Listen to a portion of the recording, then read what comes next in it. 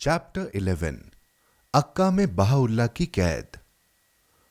Bahaullah का अक्का पहुंचना उनके 40 वर्ष लंबे कैदी जीवन के अंतिम काल के आरंभ को, उस निर्वासन के अंतिम चरण को और वास्तव में उसकी चरम सीमा को चिन्हित करता है जिसमें उनका पूरा जीवन काल व्यतीत हुआ था। एक ऐसा निर्वासन जो पहले तो उन्हें शिया धर्मपरायणता के गढ़ के बिल्कुल निकट और इसके उत्कृष्ट व्याख्याताओं के संपर्क में ले आया और आगे चलकर उन्हें ऑटोमन साम्राज्य की राजधानी तक ले आया था। इस निर्वासन के दौरान बहाउल्लाह द्वारा सुल्तान को, उसके मंत्रियों और सुन्नी इस्लाम के धर्मगुरुओं को अपनी ऐतिहासिक घोषणाएं संबोधित की गई। यही निर्वासन अब उन्हें इस पावन भूमि के किनारों तक लाने के लिए उत्तरदायी था। वह भूमि जिसका ईश्वर ने इब्राहिम से वादा किया था, जो मूसा के प्रकटीकरण द्वारा पवित्र हुई थी, जो यहूदी कुलपतियों, न्यायाधीशों, सम्राटों और पैगंबरों के जीवन और परिश्रम से सम्मानित थी, जो ईसाइयत के पालने के रूप में और अब्दुल बहा की गवाही के अनुसार उस तान के रूप में प्रतिष्ठित थी, जहां जस्थोस्त्र ने इज़राइल के कुछ पैगंबरों के साथ बातचीत की थी और जो इस्लाम के पैगंबर के उस रात के उस सफर से जुड़ी है जो उन्होंने ईश्वर के सिंहासन तक पहुंचने के लिए 7 स्वर्गों से गुजरते हुए किया था। इसी पावन और सुंदर देश की सीमाओं के अंदर, जो कि सभी पैगंबरों का घोंसला था, ईश्वर के आगम्य विधान का दर्रा हिम की तरह श्वेत स्थली और अमिट प्रकाश का स्थान था। बगदाद, कॉन्स्टेंटिनोपल और एड्रियानोपल के इस निर्वासित को उनके जीवन की आवंटित अवधि का कम से कम 1/3 हिस्सा बिताने की सजा दी गई। अब्दुल बहा यह पुष्टि करते हैं कि यह समझ पाना कठिन है कि बहाउल्लाह के शत्रुओं के अत्याचारों उनके देश निकाले और निर्वासन के सिवाय उन्हें फारस छोड़ने के लिए और अपना शिविर इस पावन भूमि में लगाने के लिए कैसे मजबूर किया जा सकता था। वे हमें आश्वासन दिलाते हैं कि 2 या 3 हजार साल पहले अवतारों की वाणी के माध्यम से ऐसी चरम सीमा की वास्तव में भविष्यवाणी की गई थी। अपनी प्रतिज्ञा के प्रति वफादार उस ईश्वर ने कुछ अवतारों के समक्ष यह शुभ समाचार प्रकट कर दिए थे कि स्वर्गदूतों की सेना का वह स्वामी इस पावन भूमि पर प्रकट होगा। इस संबंध में ईसाइयाह ने अपनी पुस्तक में यह घोषणा की थी, ओ जियान, जो शुभ समाचार लाते हो, तुम उस ऊंचे पहाड़ पर चले जाओ। ओ जेरूसलम, जो शुभ समाचार लाते हो, शक्ति के साथ अपनी आवाज उठाओ, पुकार उठो और डरो नहीं। जुड़ा के शहरों से कहो, अपने ईश्वर को देखो, देखो वह स्वामी ईश्वर एक शक्तिशाली हाथ लेकर आएगा और उसकी ओर से उसकी भुजा शासन करेगी। अपनी स्तुतियों में डेविड ने भविष्यवाणी की है, ओ द्वारों, अपना सिर उठाओ, ओ तुम अनंत द्वारों, तुम भी अपना सिर उठाओ और महिमा का सम्राट प्रवेश करेगा। महिमा का यह सम्राट कौन है? स्वर्गदूतों की सेना का वह स्वामी, वही है महिमा का सम्राट। सुंदरता की पूर्णता वह ईश्वर जियान से दीप्तिमान हुआ है। हमारा ईश्वर आएगा और चुप नहीं रहेगा। इसी प्रकार आमांस ने उसके आने की भविष्यवाणी की थी। वह स्वामी जियान से गरजेगा और जेरूसलम से अपनी आवाज उठाएगा और गरेड़ियों के आवास में विलाप करेगा और कार्मल पर्वत की चोटी मुरझा जाएगी। लेबनान की महिमा के साथ और स्वयं ईसा मसीह के घर के सामने वाली पहाड़ियों के नीचे कार्मल की ऊंचाई से पूर्ण रूप से दिखाई देने वाले अक्का का वर्णन भी डेविड ने एक शक्तिशाली नगर जैसे शब्दों में किया है। हासिया द्वारा इसे आशा के द्वार की उपाधि दी गई है और एजेकियल ने इसकी ओर संकेत करते हुए इसे पूरब की ओर देखने वाला वह द्वार कहा है, जहां पूरब के रास्ते से इज़राइल के ईश्वर की महिमा आएगी। उसकी आवाज तेज बहने वाले पानी की आवाज जैसी होगी। इसके बारे में अरब के पैगंबर मोहम्मद ने कहा था कि सीरिया में एक शहर है जिसे ईश्वर ने अपनी विशेष कृपा दिखाई है, जो दो पहाड़ों के बीच एक उपवन में सागर के किनारे स्थित है। यह उस सिंहासन के नीचे झूल रहा है जो सफेद है, जिसकी सफेदी ईश्वर को प्रिय है। जैसी बाहुल्लाह ने पुष्टि की है, वे आगे घोषित करते हैं कि धन्य है वह व्यक्ति जिसने अक्का की यात्रा की है, और धन्य है वह जिसने अक्का के यात्री से भेंट की है। और आगे वह जो यहां प्रार्थना की पुकार लगाता है, उसकी आवाज स्वर्ग तक पहुंचेगी, और एक बार फिर अक्का के गरीब लोग स्वर्ग के राजा और वहां के राजकुमार हैं। अक्का में बिताया गया एक माह किसी अन्य स्थान पर बिताए गए 1000 साल से बेहतर है।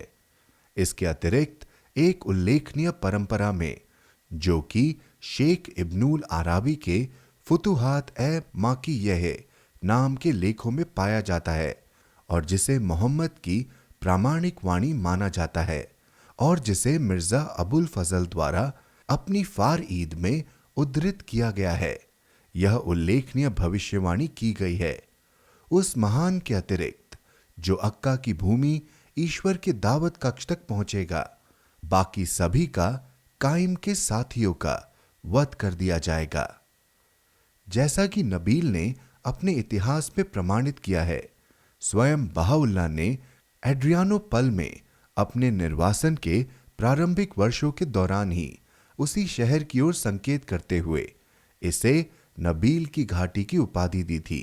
नबील शब्द का संख्यात्मक मूल्य अक्का शब्द के संख्यात्मक मूल्य के बराबर है।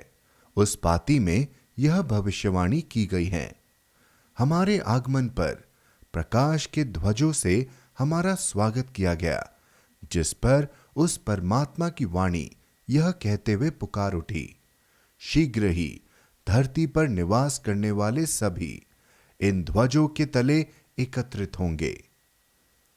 कम से कम 24 वर्ष तक चलने वाला यह निर्वासन, जिसके दौरान दो पूर्वी प्रजा पीड़क शासकों ने अपनी निर्दयी शत्रुता और अदूरदर्शिता के कारण बहाउल्लाह को सजा देने के लिए एक दूसरे से हाथ मिला लिया था, इतिहास में एक ऐसे काल के रूप में अंकित किया जाएगा जिसने इस निर्वासित बहाउल्लाह के स्वयं के जीवन और गतिविधियों से जुड़ी परिस्थितियों में एक चमत्कारी और सचमुच क्रांतिकारी परिवर्तन देखा था।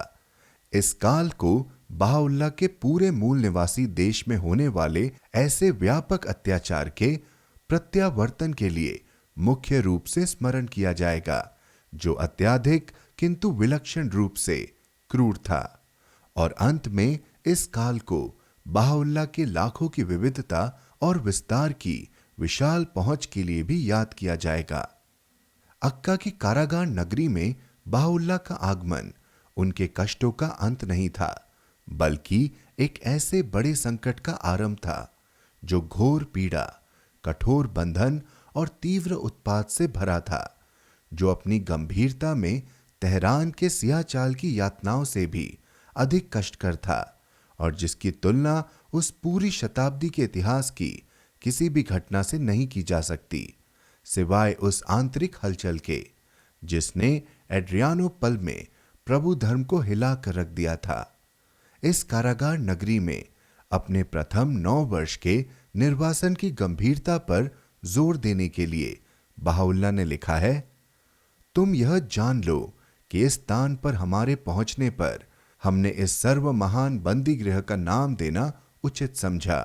यद्यपि इससे पहले भी एक अन्य प्रांत में, तेहरान, हमें जंजीरों और बेड़ियों में रखा गया था, फिर भी हमने उसे यह नाम देने से इनकार कर दिया।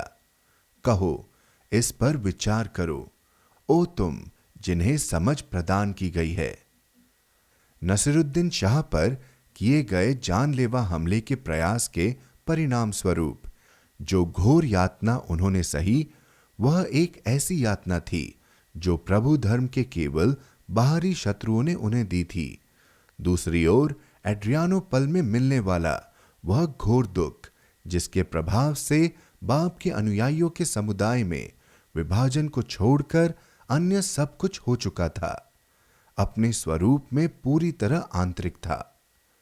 लेकिन वह ताजा संकट जो लगभग एक दशक तक बहाउल्लाह और उनके साथियों को दुख पहुंचाता रहा, न केवल उनके बाहरी शत्रुओं के वार से बल्कि अंदर के शत्रुओं के षड्यंत्रों से, साथ ही उन लोगों के दुष्कर्मों से भी भरा था जो यद्यपि उनका नाम धारण करते थे, फिर भी उन्होंने ऐसे कर्म किए जिनके कारण बहाउल्लाह का हृदय और उनकी लेखनी दोनों ने आंसू बहाए। अक्का वह प्राचीन टोलमेस धर्म योद्धाओं का वह सेंट जॉन डी एकर, जिसने नेपोलियन के घेराव का सफलतापूर्वक सामना किया था, जिसका तुर्कियों के शासनकाल में एक ऐसी कारागार नगरी के रूप में पतन हो गया था जहां तुर्की साम्राज्य के चारों ओर से हथियारों, डाकुओं और राजनीतिक उपद्रवियों को दंडित करके भेजा जाता था। इसके चारों ओर बचाव की दोगुनी व्यवस्था थी। इसमें ऐसे लोग निवास करते थे जिन्हें बहाउल्लाह ने सांपों की पीढ़ी कहा था। इस नगर के अंदर पानी का कोई स्रोत नहीं था। यहां पिस्सुओं की भरमार थी, सीलन थी और जगह जगह मधुमक्खियों के छत्ते लगे हुए थे। इसकी गलियां अत्यंत गंदी और सकड़ी थी। लौह-ए-सुल्तान में सर्वोच्च लेखनी ने दर्ज किया है, जैसा कि लोग कहते हैं, यह दुनिया की सबसे वीरान नगरी है, देखने में सबसे भद्दी, आबो हवा में सबसे घृणास्पद और यहां का पानी सबसे अशुद्ध है। ऐसा लगता है जैसे यह उल्लुओं का नगर है। यहां की हवा इतनी बदबूदार थी कि एक कहावत के अनुसार इसके ऊपर से उड़कर जाने वाला पक्षी मरकर गिर जाता था। सुल्तान और उसके मंत्रियों ने स्पष्ट आदेश दिए थे कि इन निर्वासितों को, जिन्होंने बड़ी भारी भूल की है और दूसरों को दूर भटकाया है, कठोरतम कैद में रखा जाना चाहिए। बड़े विश्वास के साथ यह आशा की जा रही थी कि इनके विरुद्ध सुनाए गए आजीवन कैद के निर्णय के परिणाम स्वरूप इनका अंत हो जाएगा। हिजरी सन 1285 के रबी उस्सानी माह की 26 जुलाई 1868 को जारी किए गए सुल्तान अब्दुल अजीज के आदेश ने न केवल उन्हें सदैव के लिए निर्वासित किए जाने की घोषणा की, बल्कि उनकी कठोर कैद का आदेश दिया और उन्हें एक दूसरे से या स्थानीय निवासियों से मेलजोल रखने से निषिद्ध किया। इन निर्वासितों के पहुंचने के तुरंत बाद नगर की मुख्य मस्जिद में उस आदेश को भी सार्वजनिक रूप से पढ़ा गया ताकि लोगों को चेतावनी मिल सके। अक्का में इन लोगों के निर्वासन के 1 वर्ष बाद लिखे गए एक पत्र में सबलाइन पोर्ट के पदस्थ फारस के राजदूत ने अपनी सरकार को यह आश्वासन दिया, मैंने तार द्वारा और लिखित संदेश जारी कर दिए हैं कि उन्हें बहाउल्लाह को किसी के साथ मिलने जुलने की अनुमति नहीं है, सिवाय उनकी पत्नी और बच्चों के। उन्हें किसी भी कारण से उनकी काल कोठरी से बाहर जाने की अनुमति नहीं है, जहां उन्हें कैद किया गया है। दमस्कस में पदस्थ council general Abbas Quli Khan ने लिखा, 3 दिन पहले मैंने उसे ये निर्देश देकर लौटा दिया है कि वह सीधे अक्का के लिए रवाना हो। उन लोगों के कारावास की कठोरता बनाए रखने के लिए सभी आवश्यक उपाय करने के बारे में वहां के गवर्नर के साथ परामर्श करे और यह सुनिश्चित करे कि सबलाइन पोर्ट द्वारा जारी किए गए आदेशों की किसी भी परिस्थिति में अवहेलना न की जाए। इसलिए दमस्कस में अपनी वापसी से पहले उस स्थान पर उपस्थित रहने के लिए एक प्रतिनिधि नियुक्त करे। साथ ही मैंने उसे निर्देश दिए हैं कि प्रत्येक 3 माह में एक बार उसे दमस्कस से अक्का जाना होगा और व्यक्तिगत रूप से उन पर निगरानी रखनी होगी तथा अपनी रिपोर्ट दूतावास में प्रस्तुत करनी होगी।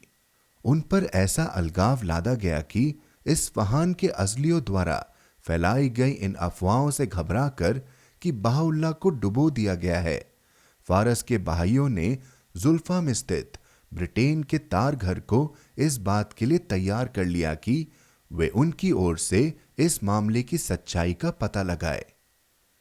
एक अत्यंत दुखदायी और कष्टदायक यात्रा के पश्चात सभी निर्वासित पुरुष, स्त्रियां और बच्चों को उस उत्सुक और निर्दयी जनता की नजरों के सामने अक्का में उतारा गया, जो फारसियों के भगवान को सेना के बैरकों में ले जाते हुए देखने के लिए उस बंदरगाह पर जमा हुई थी।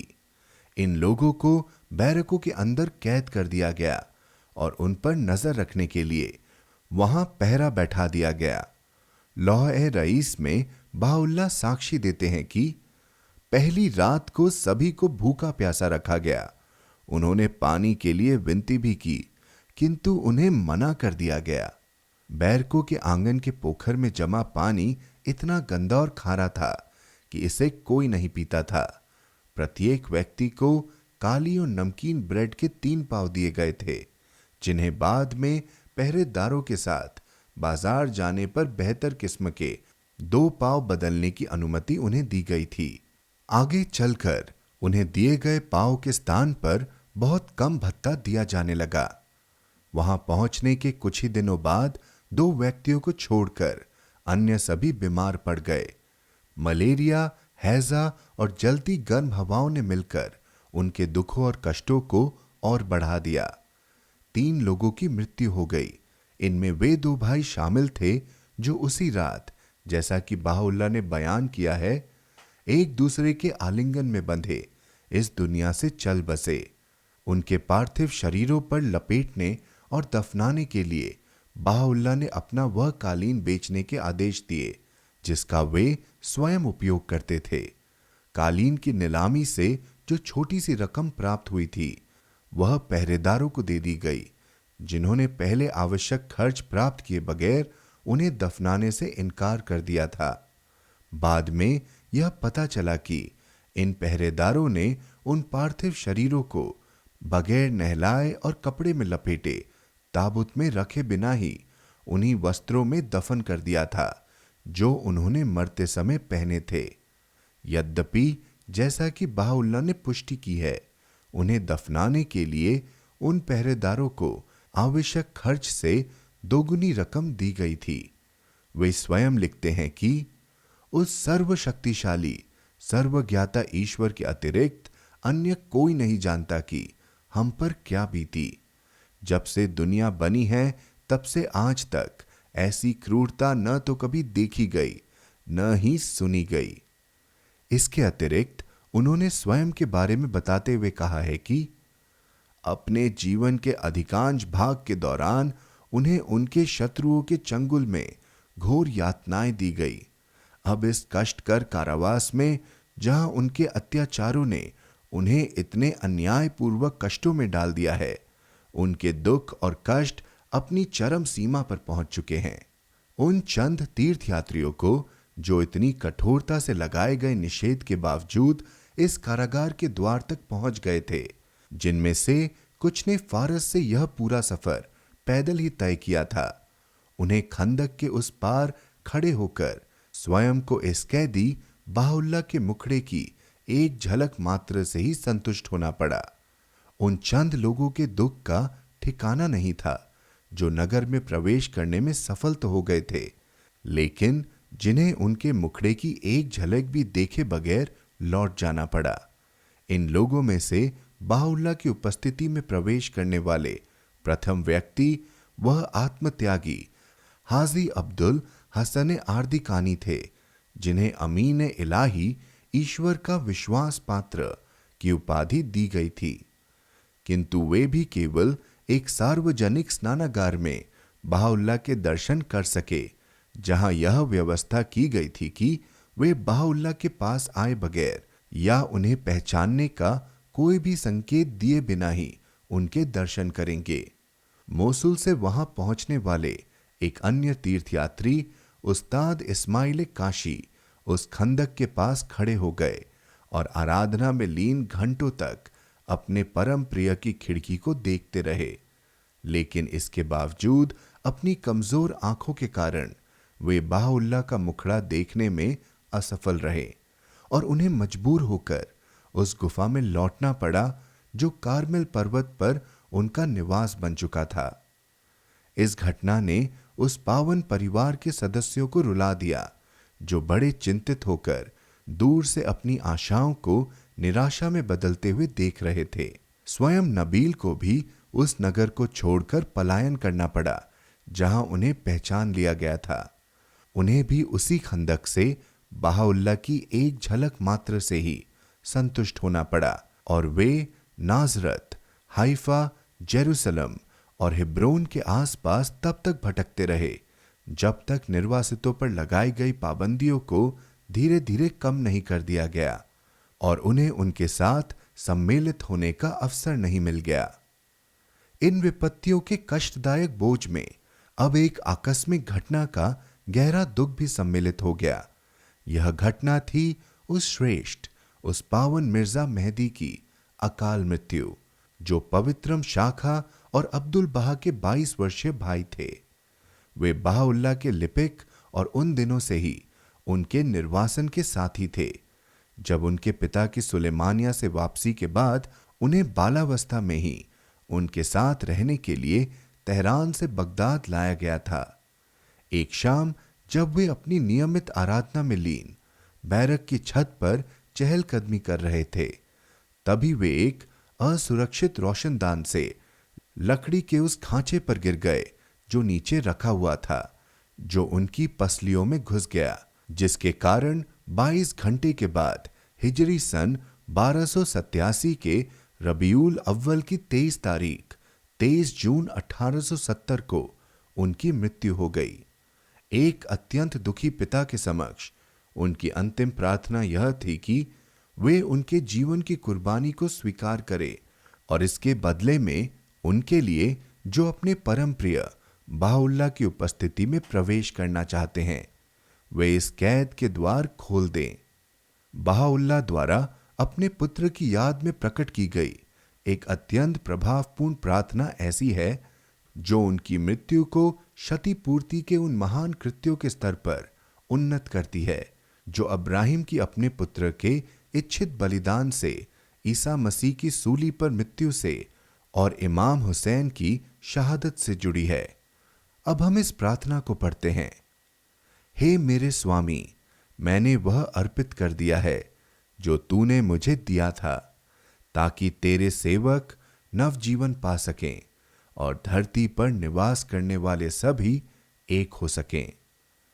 इसी प्रकार अपने पुत्र को संबोधित किए गए भविष्य सूचक शब्द, इस भूमि पर तुम ईश्वर की अमानत और उसका खजाना हो।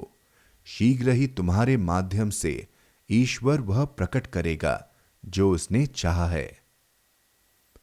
बहाउल्लाह की उपस्थिति में मिर्जा मेहदी को नहलाने के बाद उन्हें, जिन्हें बहा के प्रकाश से उत्पन्न किया गया था, जिनकी आज्ञाकारिता की साक्षी उस सर्वोच्च लेखनी ने दी थी और जिनके स्वर्गारोहण के रहस्यों का उल्लेख उसी लेखनी ने किया था, उस दुर्ग के पहरेदारों की सुरक्षा में ले जाकर शहर की दीवारों के उस पार एक ऐसे स्थान पर समाधिस्थ किया गया जो नबीह सलीह की समाधि से लगा हुआ था, जहां के 70 वर्ष पश्चात उनके पार्थिव अवशेषों को उनकी माता के पार्थिव अवशेषों के साथ एक ही समय में कारमेल पर्वत की ढलान पर उनकी बहन की समाधि के निकट एवं बाप की पावन समाधि की छांव तले स्थानांतरित किया जाना था।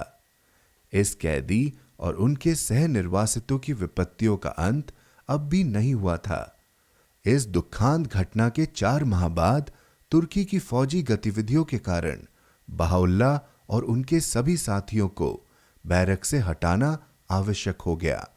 उन्हें और उनके परिवार को शहर के पश्चिमी भाग में स्थित मलिक का वह घर आवंटित किया गया, जहां से 3 माह की कम अवधि के पश्चात सरकार ने उन्हें खव्वाम के उस मकान में भेज दिया जो इस घर के बिल्कुल सामने था, और जहां से कुछ माह बाद ही उन्हें रबीह के मकान में निवास करने के लिए विवश किया गया, जहां से अंत में उन्हें उदी खम्मार के उस मकान में स्थानांतरित कर दिया गया जो उनकी आवश्यकताओं के लिए अनुपयुक्त था। इसके एक कमरे में स्त्री पुरुष मिलाकर कुल 13 लोगों को रहने के लिए बाध्य होना पड़ा।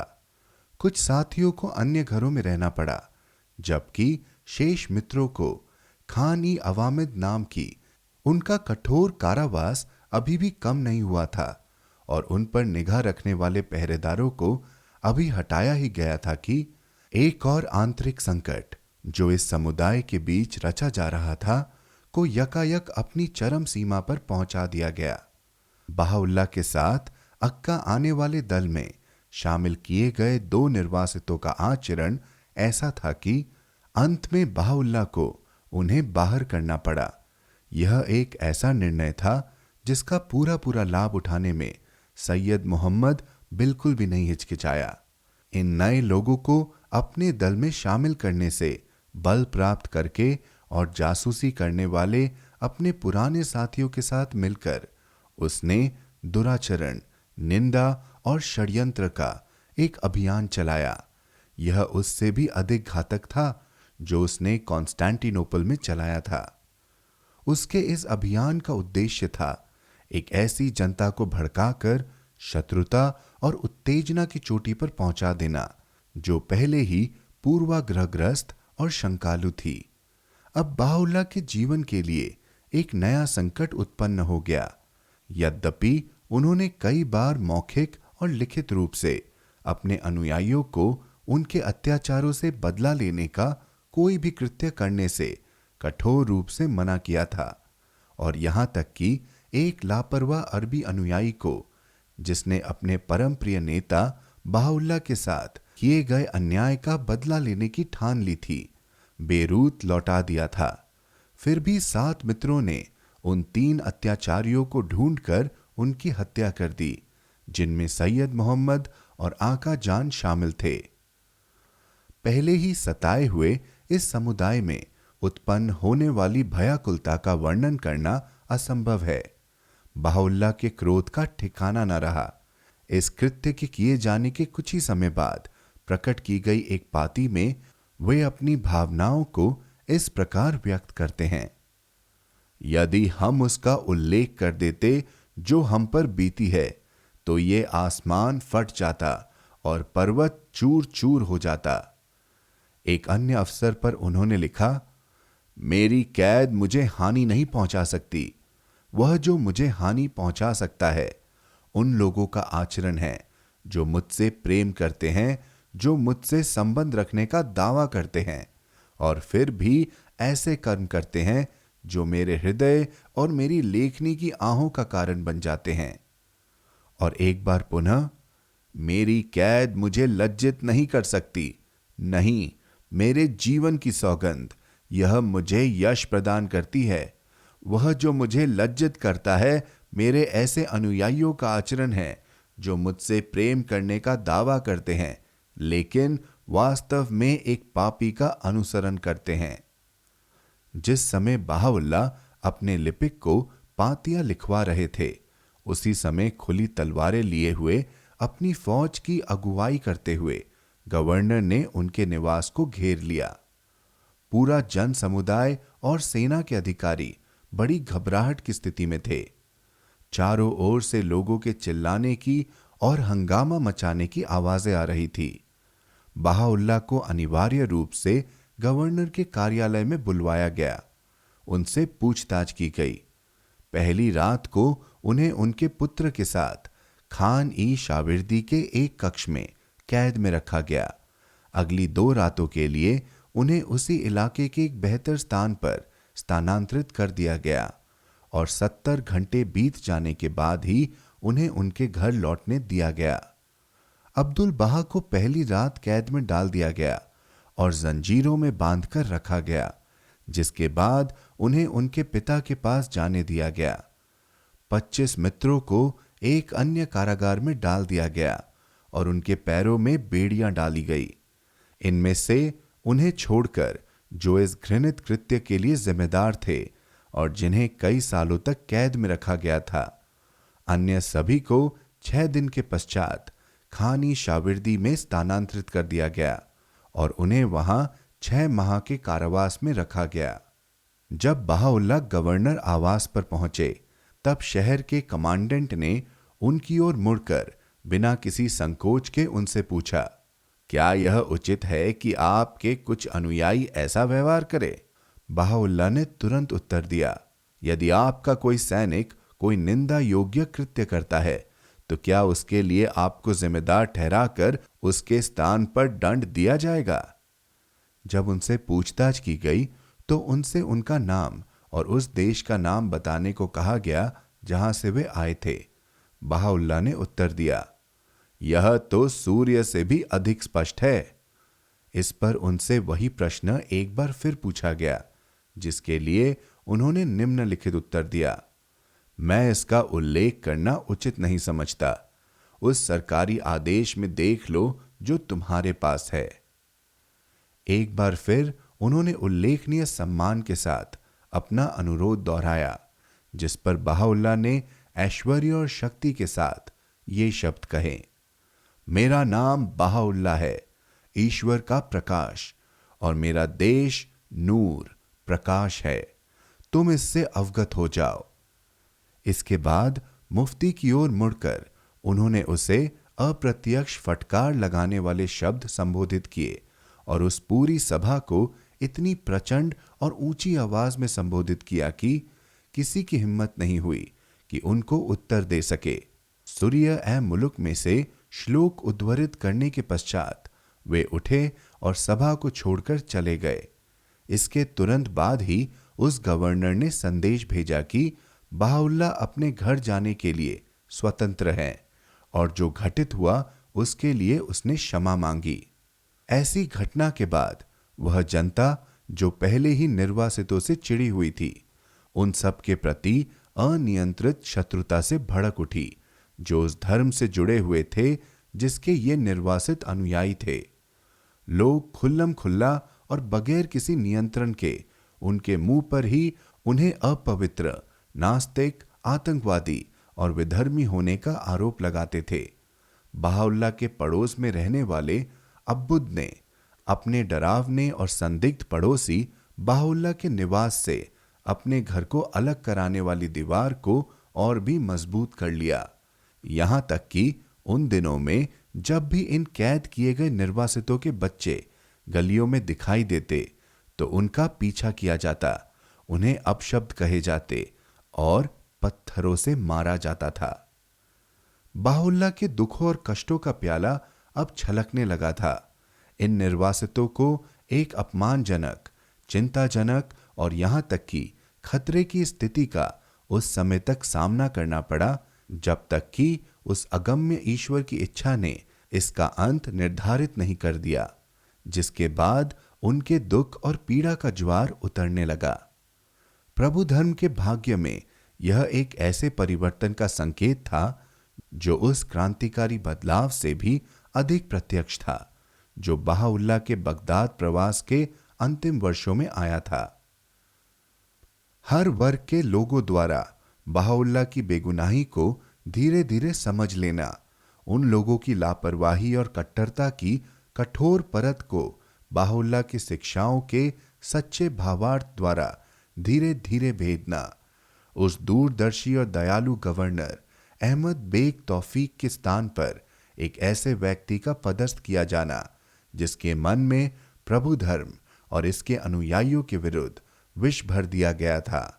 अब्दुल बहा के अथक प्रयास जो अपने पुरुषत्व के पूरे यौवन पर थे और जो जन समुदाय के हर वर्ग के लोगों के साथ अपने प्रगाढ़ संबंधों के माध्यम से अपने पिता की ढाल बनने की अपनी क्षमता को अधिकाधिक प्रदर्शित कर रहे थे, उन अधिकारियों की पद मुक्ति जो इन निर्दोष साथियों के निर्वासन की अवधि को बढ़ाने में अग्रणी थे, इन सभी बातों ने उस प्रतिक्रिया के लिए मार्ग प्रशस्त कर दिया जो अब आरंभ होने लगी थी।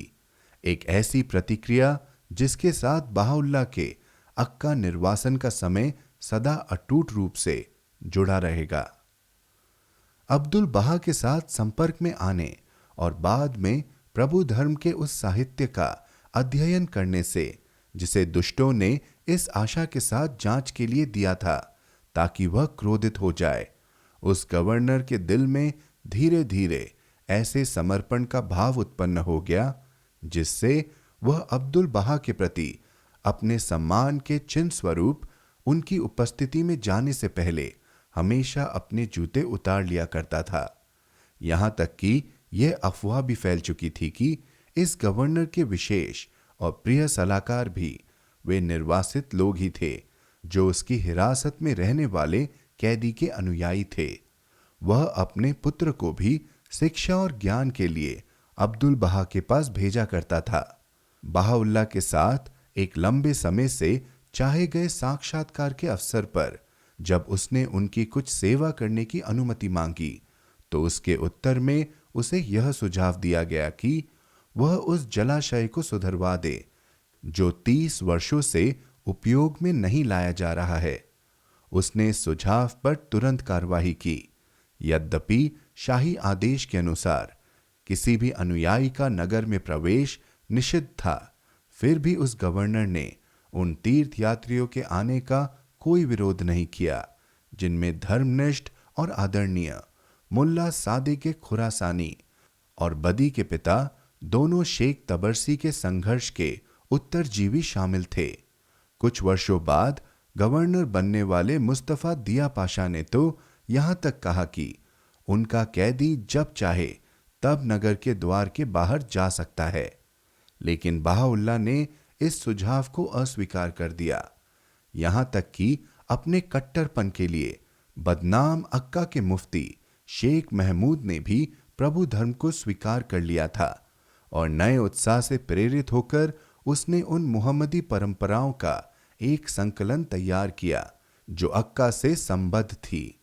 उस नगर में कभी कभार ऐसे गवर्नर भी भेजे जाते थे जो सहानुभूति रहित होते थे, लेकिन अपनी एक तरफा शक्ति और सत्ता के बावजूद वे उन शक्तियों को नहीं रोक पाए जो प्रभु धर्म के संस्थापक को उनकी वास्तविक स्वतंत्रता और उनके उद्देश्य की प्राप्ति की ओर ले जा रही थी।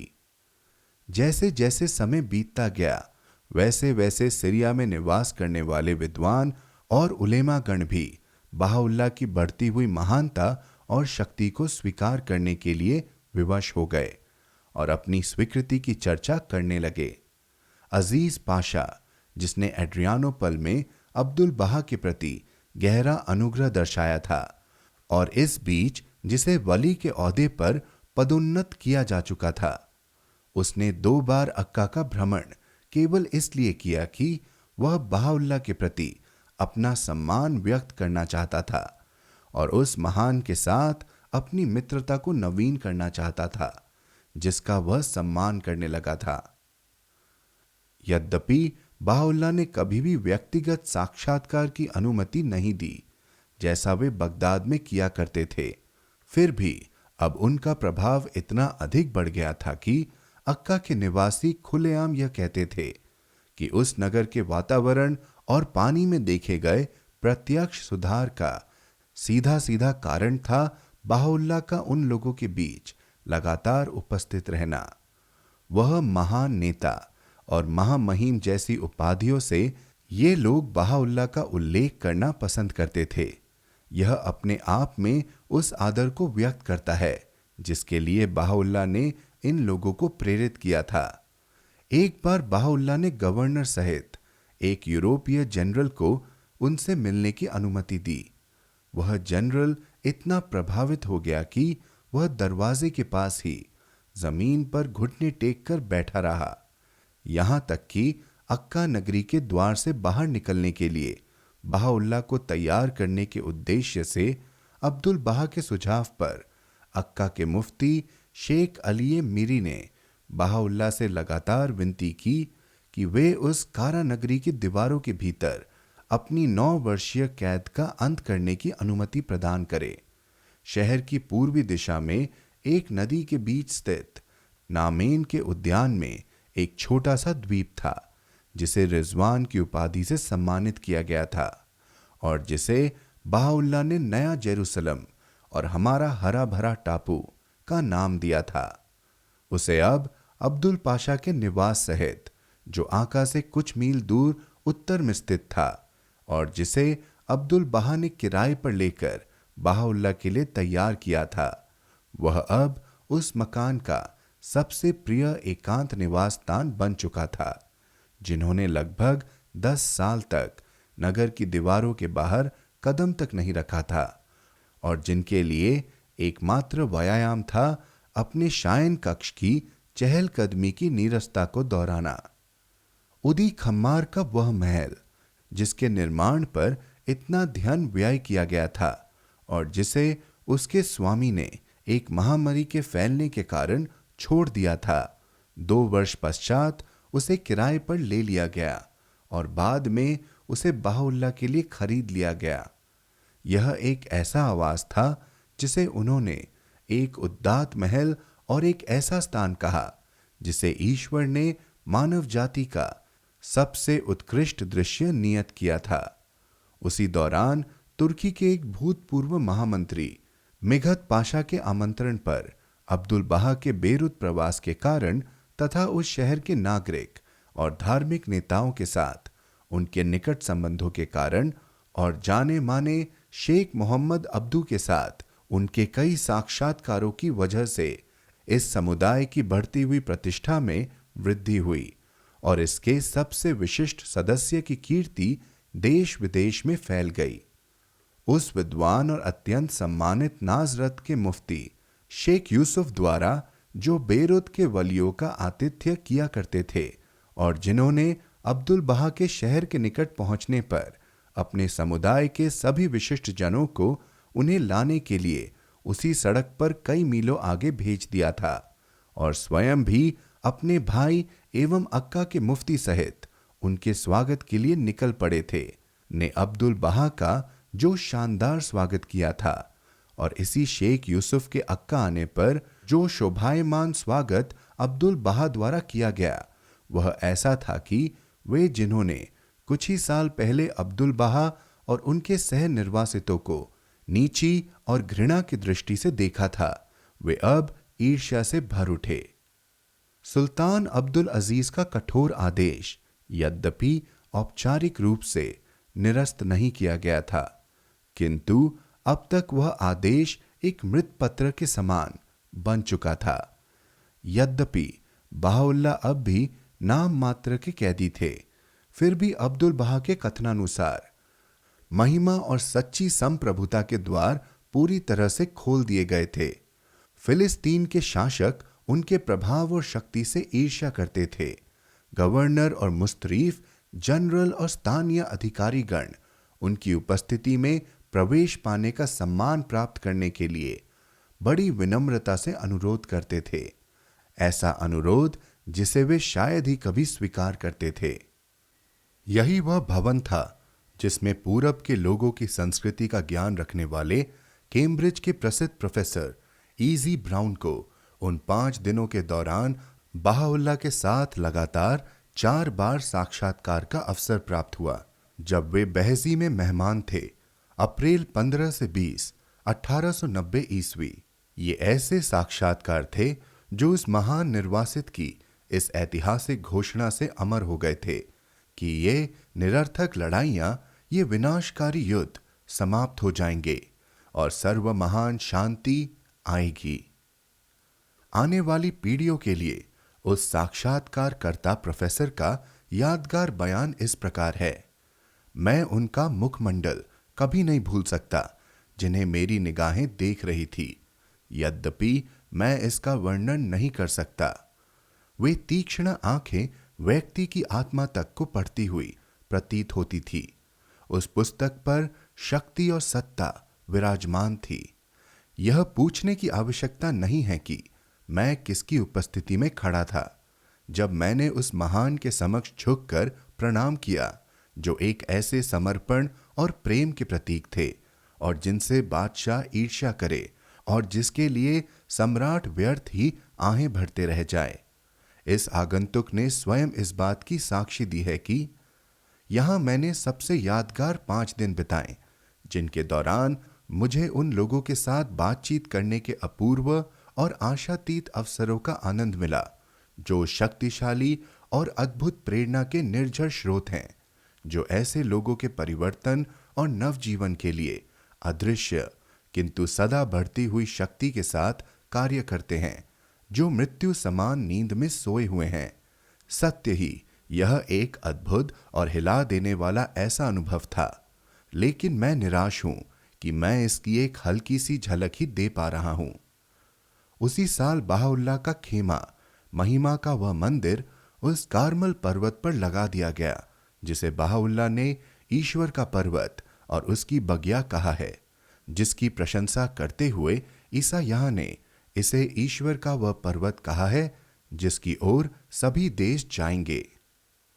बहाउल्लाह 4 बार हाइफा प्रवास पर गए और उनका अंतिम प्रवास कम से कम 3 माह तक चला। इनमें से एक प्रवास के दौरान जब उनके खेमे को कार्मलाइट, कार्मल निवासी के मठ के निकट लगाया गया था, तब उस बगिया के स्वामी ने कार्मल की वह पाती प्रकट की जो अपने गूढ़ संकेतों और भविष्यवाणियों के कारण उल्लेखनीय है। एक अन्य अवसर पर जब वे उस पर्वत की ढलान पर खड़े हुए थे, तो उन्होंने स्वयं उस स्थान को चिन्हित कर अब्दुल बहा को वह स्थान बताया था जहां स्थायी रूप से बाप की समाधि तैयार की जानी थी और जिस पर बाद में एक सुशोभनीय समाधि का निर्माण किया जाना था।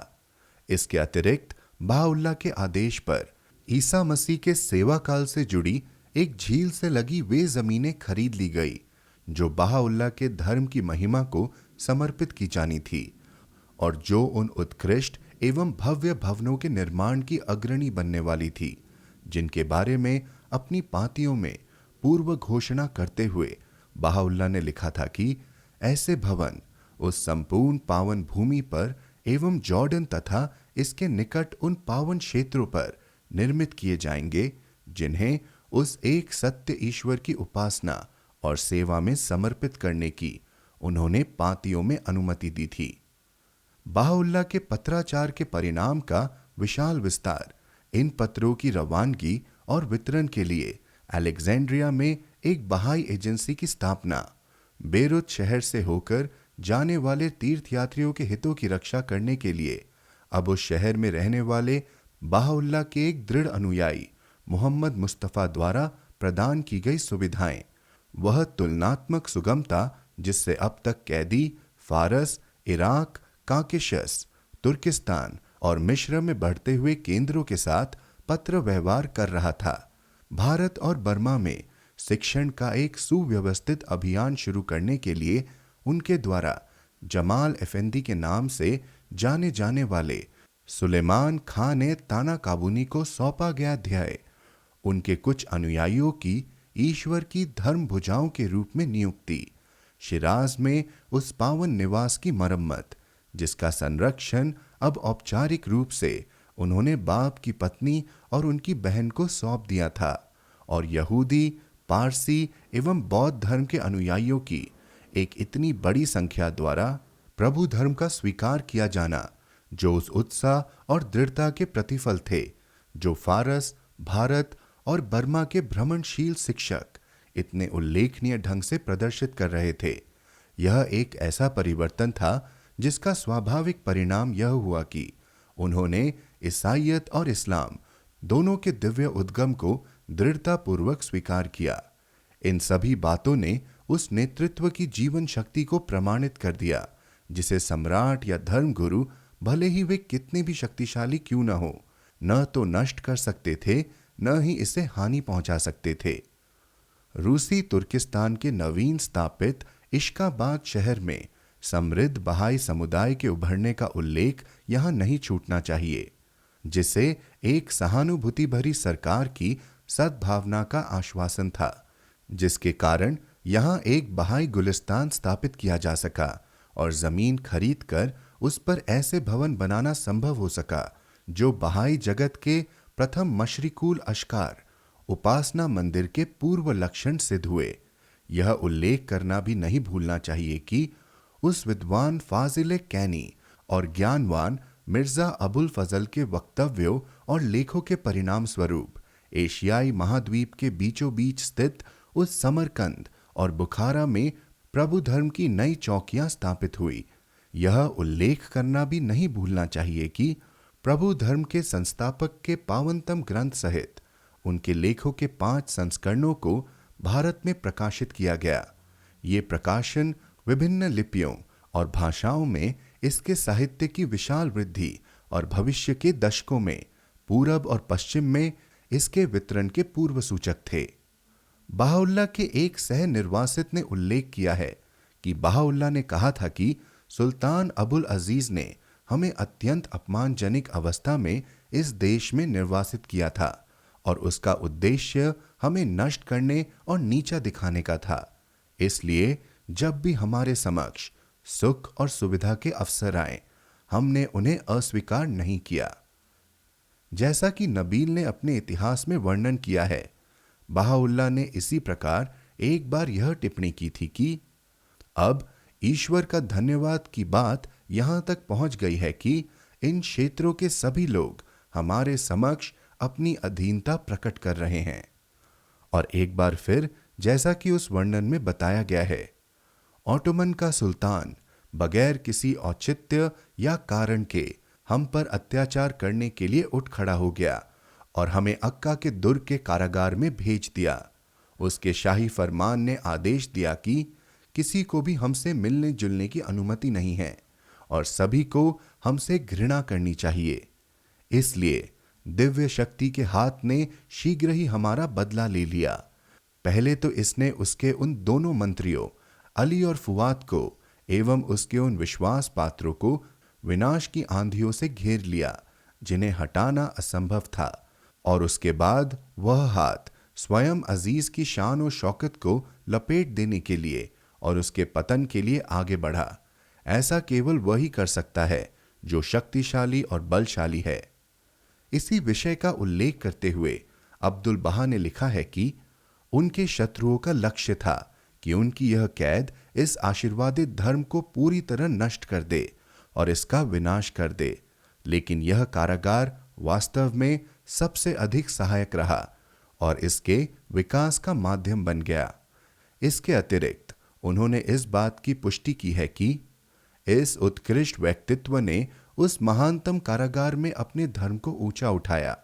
इसी बंदी गृह से उसका प्रकाश दूर दूर तक फैला, उसकी प्रसिद्धि दुनिया भर में फैली और उसकी महिमा की घोषणा पूरब और पश्चिम में पहुंची। शुरू में उसका प्रकाश एक सितारा था, अब यह एक शक्तिशाली सूर्य बन चुका है। वे आगे पुष्टि करते हैं कि हमारे जमाने तक पहले कभी भी ऐसा कुछ भी घटित नहीं हुआ है। कोई आश्चर्य की बात नहीं है कि अक्का में बहाउल्लाह के निर्वासन के 24 वर्षों की परिस्थितियों में इतने उल्लेखनीय परिवर्तन को ध्यान में रखते हुए उन्होंने स्वयं ये प्रभावशाली शब्द लिखे हैं। उस सर्वशक्तिशाली ने इस कारागार को सर्वोच्च बैकुंठ और स्वर्गों के स्वर्ग में बदल दिया है।